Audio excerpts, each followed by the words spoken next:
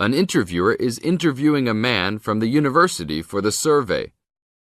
Listen to the conversation between them and circle the best answer from A, B, or C for questions 1 to 4. You now have some time to read questions 1 to 4.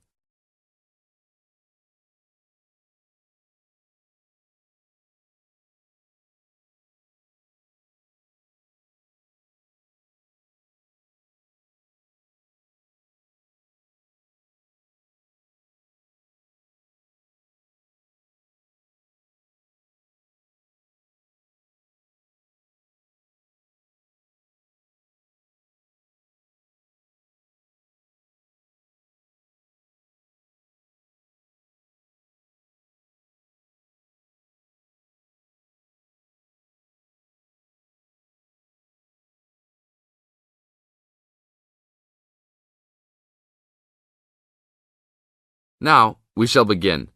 You should answer the questions as you listen, because you will never hear the recording for the second time. Listen carefully and answer questions 1 to 4. Excuse me, I'm conducting a campus survey. Would you have time to answer a few questions? What's it all about?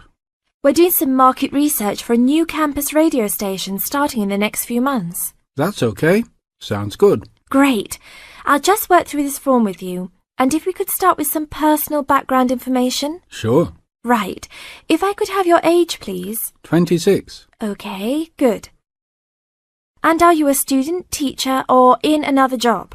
Well, I'm a tutor, but I'm also a postgraduate student, so I don't know what you might call me.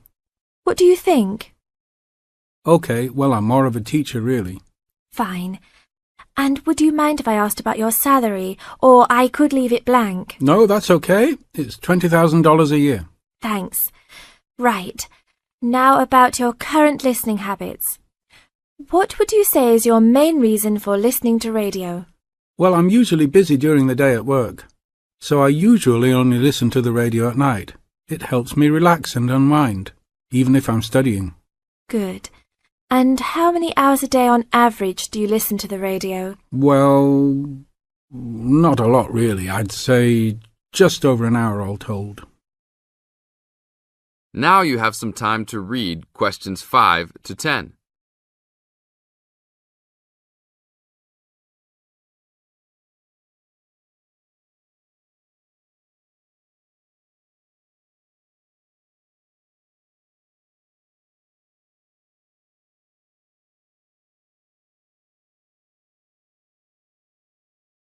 Now listen to the second part of the interview and answer questions 5 to 10.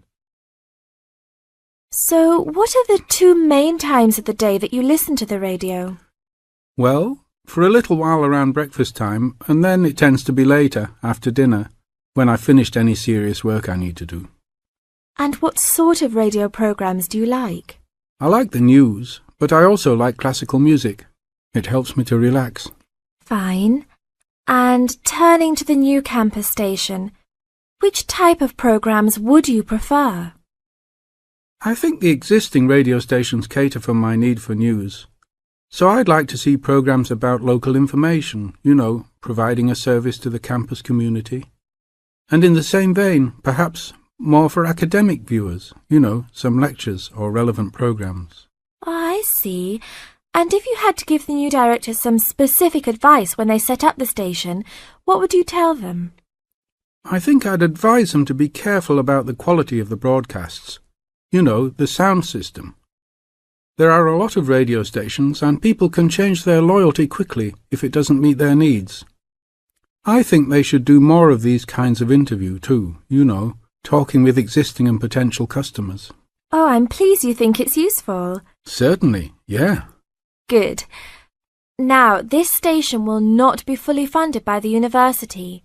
So how often do you think it is tolerable to have adverts? I think, out of that list, I'd say every quarter of an hour. Of course, that's providing they don't last for 10 minutes each time. Oh, quite. And are you interested in attending any of the special promotions for the new station? Yes, I'd be happy to. As long as they're held on the campus or nearby. OK, I'll note that down. And finally, may we put you on our mailing list? Well, I prefer not, except for the information about the promotions you just mentioned. OK. Can I have your name and address? Of course. I have a card I can give you. Oh, great. And thanks a lot for your time, and we look forward to seeing you. Yeah, sure. Thanks. That is the end of part 1. You now have half a minute to check your answers.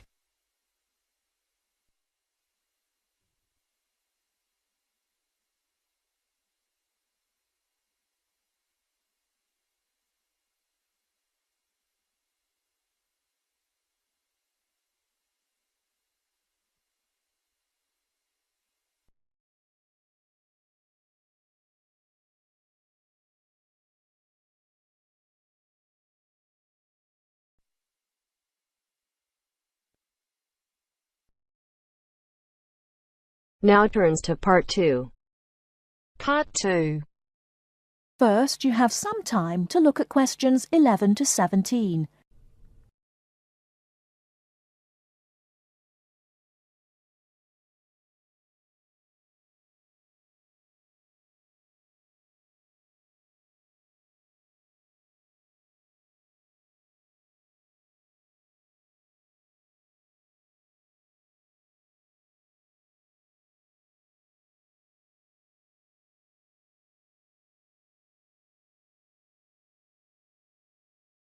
Now, listen carefully and answer questions 11 to 17. Good afternoon, everyone, and welcome to this short talk on the subject of fireworks. Now, fireworks, as I'm sure many of you know, were invented in China, though there has long been disagreement as to exactly when, or even in which century. The consensus nowadays, though, is that it was in the 6th, as there is considerable evidence of war rockets being made then. We also know that fireworks were in use by the 7th century in Arabia, where they were called Chinese arrows, reflecting their military potential. It then took a long time for them to spread to Europe. In fact, it wasn't until the 1200s that fireworks made their appearance there.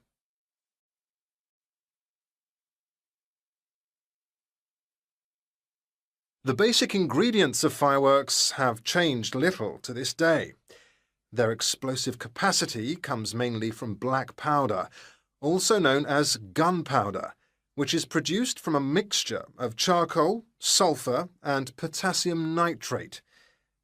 A modern aerial firework, the kind used nowadays in big public displays, not the small rocket type that you might remember from your childhood, is normally made in the form of a shell, often a sphere about the size of a peach. Inside the shell are a number of stars, surrounded by black powder, and running through the centre of the round shell is a charge that makes the firework explode when it reaches the desired altitude. This is known as the bursting charge. When this explodes, it ignites the outside of the stars, which begin to burn with bright showers of sparks. Since the explosion throws the stars in all directions, you get the huge sphere of sparkling light that is so familiar at firework displays. A shell of this kind is launched from a 75mm diameter mortar, which in some ways resembles the type used by the military. The mortar is a steel, or increasingly for safety reasons, shatterproof plastic pipe. This is likely to be 500mm long and sealed at one end. The other end is aimed at the sky, and at the bottom of the pipe, below the shell, is placed a cylinder containing black powder. This has a long fuse, which projects out of the tube. When this is lit, it quickly burns down to the lifting charge, which explodes to launch the shell. In so doing, it also lights the shell's fuse. The shell's fuse burns while the shell rises to its correct altitude and then ignites the bursting charge so it explodes. Before you hear the rest of the talk, you have some time to look at questions 18 to 20.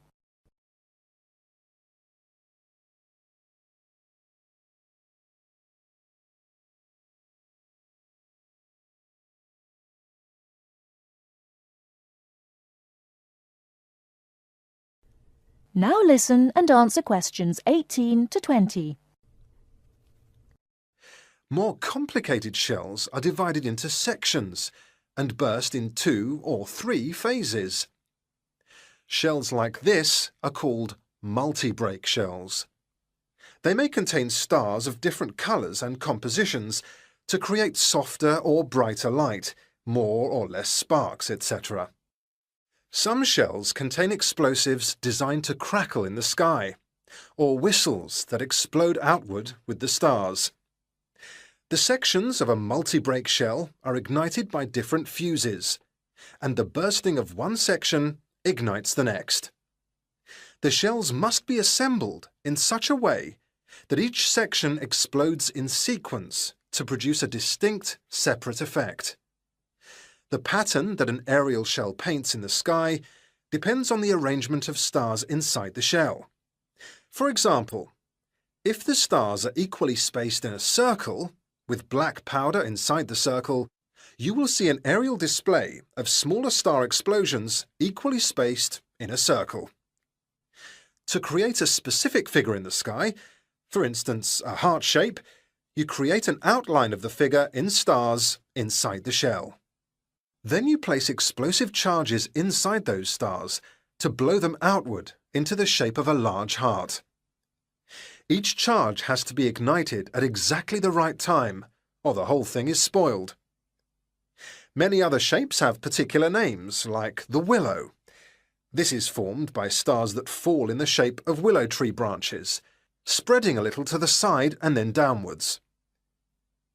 The high charcoal composition of the stars makes them long burning, so they may even stay visible until they hit the ground. The ring shell is fairly basic.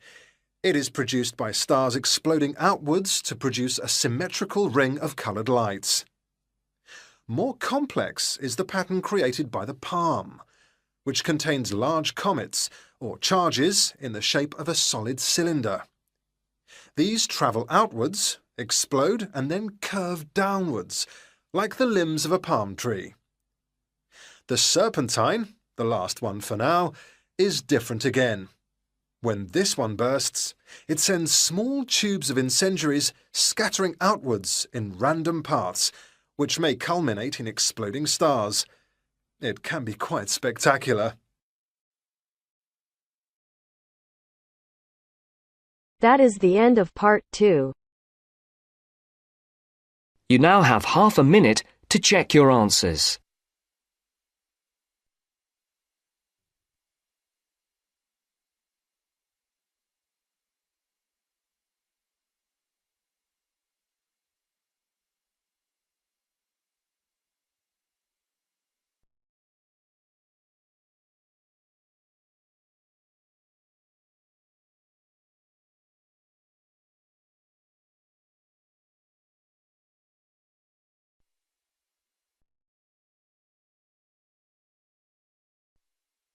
Now turns to part 3. Part 3.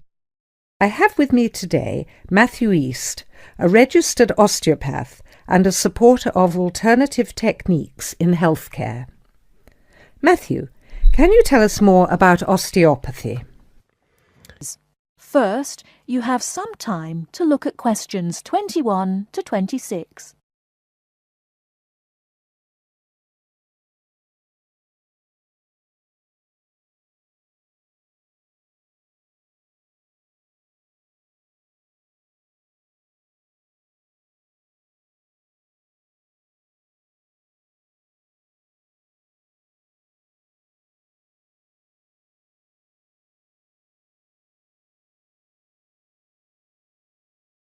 Now listen carefully and answer questions 21 to 26. Over the past 50 years, there have been some radical changes in medicine as it is known in the West. This is largely the result of vast improvements in technology, but also in the rising importance of alternative treatments. I have with me today Matthew East, a registered osteopath and a supporter of alternative techniques in healthcare. Matthew, can you tell us more about osteopathy?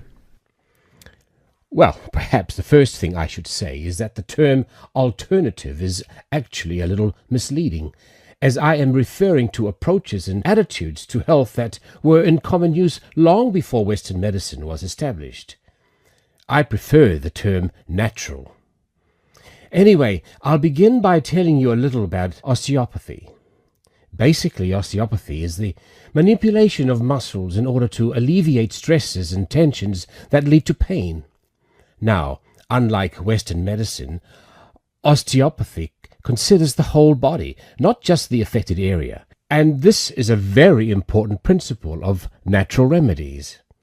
The whole body must be considered before a course of treatment can be decided upon. You see, the aim of therapies like osteopathy is not only to repair the body, but also to get the body treating itself. And this does not come from treating the symptoms. To give an example, I recently treated a 2-month-old baby who was screaming all day and was even worse at night. The couple had taken the baby to their doctor, but the only advice they were given was that the baby would grow out of it. However, the real problem stemmed from a difficult birth, which put pressure on the baby's neck. After 10 minutes of gentle manipulation, the pressure was released, and within 20 minutes the baby was quiet and calm for the first time. This was achieved without drugs or operations. Avoiding such invasive methods of treatment highlights another of the differences between Western medicine and a more natural approach. You see, Western medicine often uses surgery in order to find a solution to problems that could have been addressed with simple remedies. A medical approach that looks closely at how essential an operation is before it is performed would offer patients a considerably less stressful method of treatment, not to mention the financial savings. Natural remedies actually amount to about 10% of the cost of a Western course of treatment.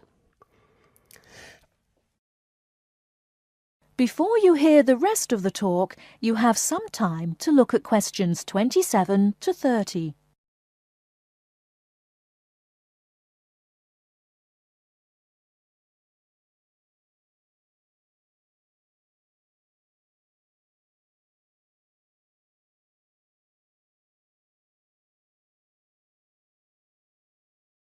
Now listen and answer questions 27 to 30.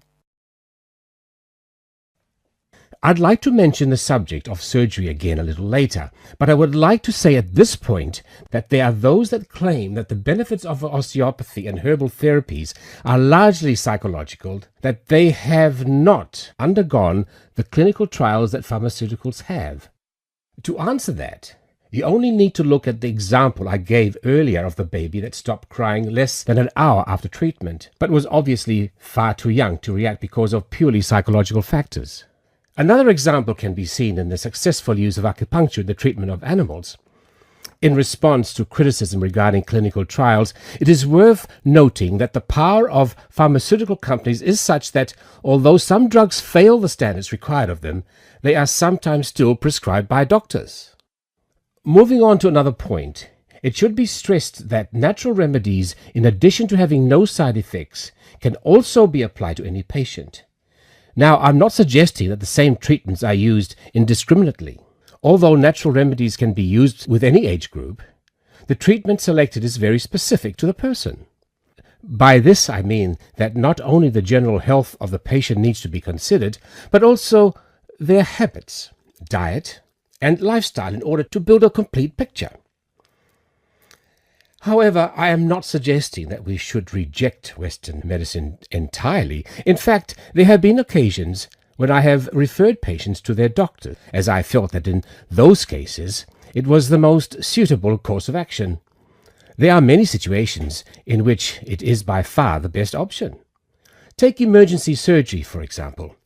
Obviously, more natural remedies do not provide the speed required in such cases. The best solution would therefore be an open-minded combination of the two forms. Well, thank you very much, Matthew. That was a very interesting insight into natural treatments. Next week we'll be inviting Dr. Moore. That's Moore, onto the programme to argue his case as a doctor. Until next week, then, goodbye. That is the end of part 3. You now have half a minute to check your answers.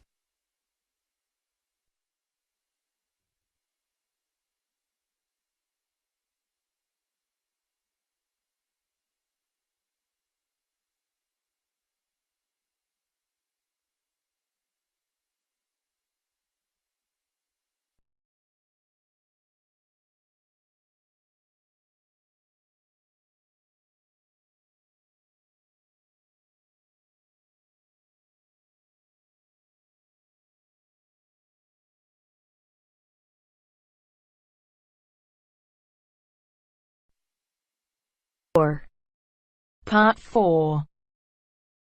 You are going to hear a lecture about dorm rooms. First, you have some time to look at questions 31 to 40.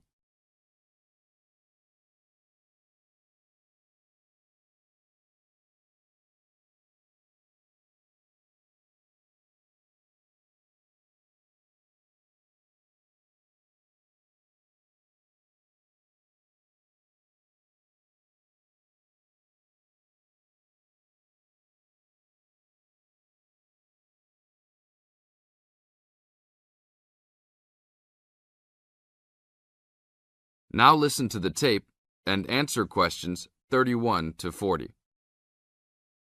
Welcome to your new home for the upcoming year. These dorm rooms are among the best in the nation and are the newest ones at this school.